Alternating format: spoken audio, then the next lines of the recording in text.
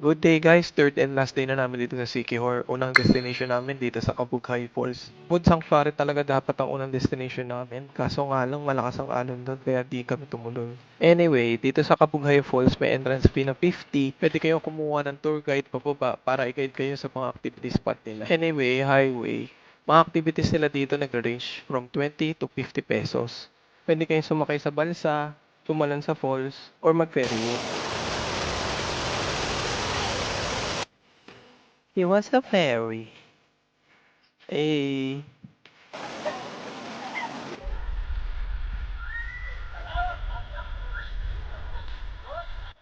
after nga niyan, kumain muna kami dito sa Y Road Restaurant. Malapit lang yan sa Kabugahay Falls. After nito, diretso na kami sa last destination namin sa Salagtoong Beach.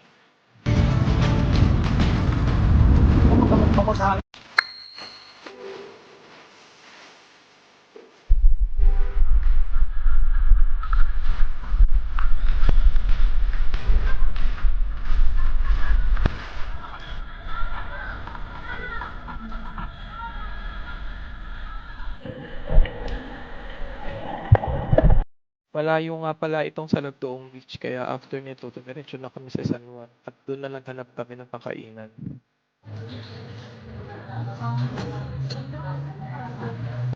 Kinabukasan nga nun, pumunta na kami sa last destination namin bago kami bumalik sa Dumaguete.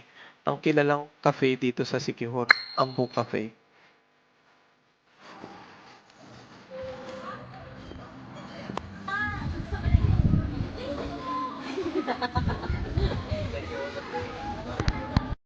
So ayun lang guys, okay na to. Salamat sa panonood. Bye!